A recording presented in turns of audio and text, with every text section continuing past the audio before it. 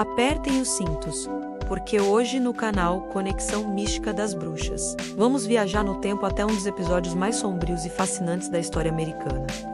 Os julgamentos das bruxas de Salem. O que realmente aconteceu em 1692? Foi histeria em massa, uma conspiração, ou havia algo ainda mais sinistro por trás de tudo? Vamos desvendar juntos a verdade por trás dos feitiços, poções e da perseguição implacável que marcou para sempre essa pequena comunidade puritana.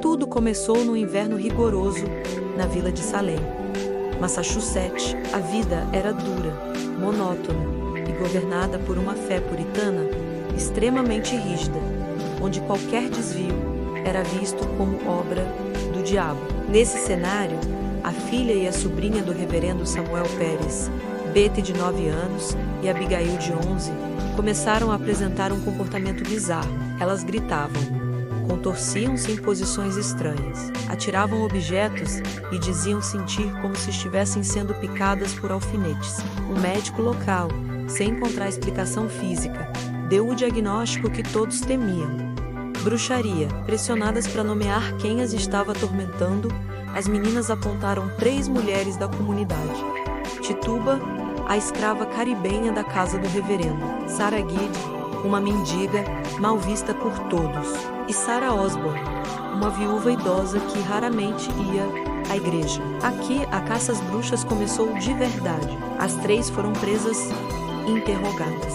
Guide e Osborne negaram tudo, mas Tituba, talvez sob coação ou por medo, confessou. E não só confessou, como teceu uma história fantástica. Ela falou sobre voar em cabos de vassoura, encontrar-se com o diabo, que aparecia como um homem alto de preto, e assinar seu livro. Mais alarmante ainda, ela disse que não estava sozinha. Havia outras bruxas em Salem, servindo ao diabo. Essa confissão foi como jogar gasolina no fogo. O pânico se espalhou como uma praga. Se Tituba, uma figura marginalizada, era uma bruxa, quem mais poderia ser? A paranoia tomou conta da vila. As acusações começaram a voar para todos os lados. De repente, as meninas que iniciaram tudo, junto com outras jovens da vila, tornaram-se as figuras centrais do drama. Elas eram as vítimas aflitas, e em cada interrogatório, em cada audiência, elas se contorciam, gritavam e apontavam o dedo, acusando vizinhos, amigos e até familiares de praticarem feitiçaria contra elas.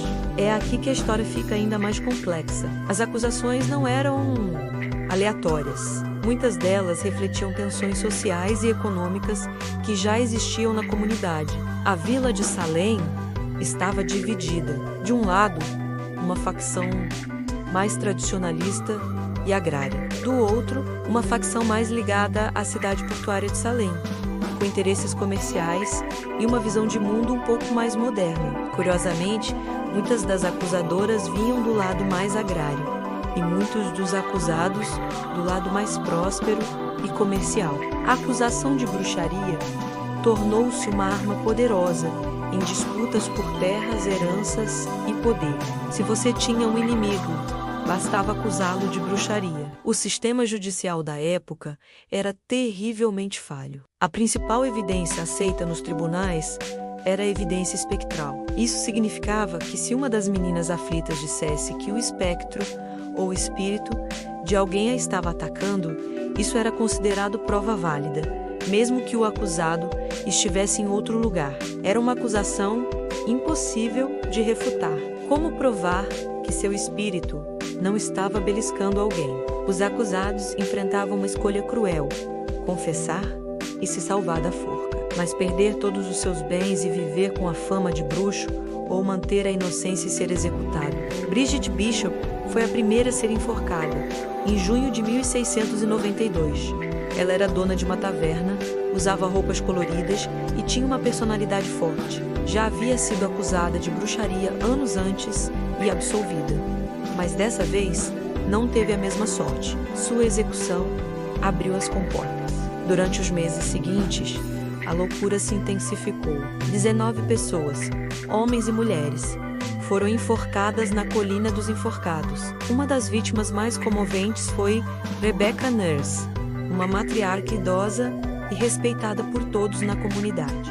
Inicialmente, o júri a considerou inocente, mas a pressão popular e a fúria dos juízes foram tão grandes que eles foram forçados a reconsiderar e a condenar. A história de Giles Corey é particularmente brutal. Um fazendeiro de 80 anos, ele se recusou a declarar-se culpado ou inocente, numa tentativa de impedir que o tribunal confiscasse legalmente suas terras, garantindo que seus filhos pudessem herdá-las. Por seu silêncio, ele foi submetido a uma forma de tortura chamada prensamento. Pedras pesadas foram colocadas sobre seu peito por 2 dias para forçá-lo a falar. Suas últimas palavras, desafiadoras, foram mais peso. Ele morreu esmagado, mas morreu como um homem de posses, e suas terras foram para seus filhos. Um ato final de resistência contra um sistema corrupto. Mas e as poções e feitiços? Havia magia de verdade em Salem? A resposta é: provavelmente não da forma que imaginamos. O que existia era uma crença profunda no sobrenatural. As pessoas acreditavam em amuletos, em presságios e em rituais populares para prever o futuro ou para se proteger do mal.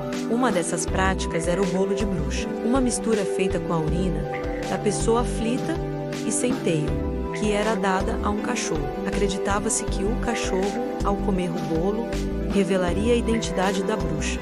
Foi exatamente isso que um vizinho do reverendo Parris sugeriu, e foi essa tentativa de contramágia que, ironicamente, pode ter piorado a histeria inicial das meninas. Então, como essa loucura toda terminou? Aos poucos as pessoas começaram a questionar o que estava acontecendo. As acusações se tornaram cada vez mais absurdas, mirando pessoas de reputação impecável, como a esposa do próprio governador. O clero de Boston, liderado por Chris Mather, começou a criticar abertamente o uso da evidência espectral, argumentando que era melhor deixar 10 bruxas escaparem do que condenar um inocente. Em outubro de 1692, o governador Phips dissolveu o Tribunal Especial. Os julgamentos que se seguiram foram mais criteriosos, e a maioria dos acusados restantes foi absolvida. Nos anos seguintes,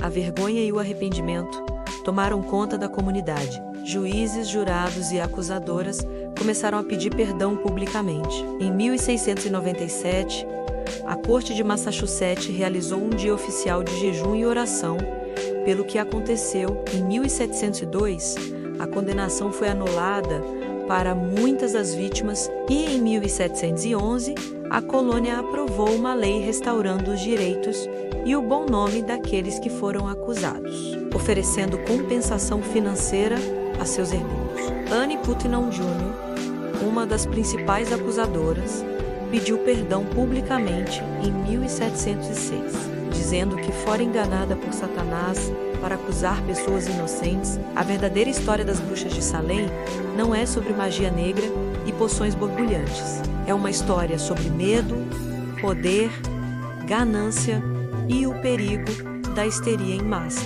É um lembrete sombrio de como a superstição e a intolerância, alimentadas por tensões sociais, podem levar pessoas comuns a cometer atos terríveis. As vítimas de Salem não eram bruxas, eram pessoas, eram vizinhos, mães, pais e avós, cujas vidas foram destruídas por uma tempestade perfeita de pânico religioso e oportunismo social. A história dela serve como um aviso eterno, quando abandonamos a razão e a justiça em favor do medo e da acusação. Os monstros que criamos são muito mais reais e perigosos do que qualquer bruxa da ficção.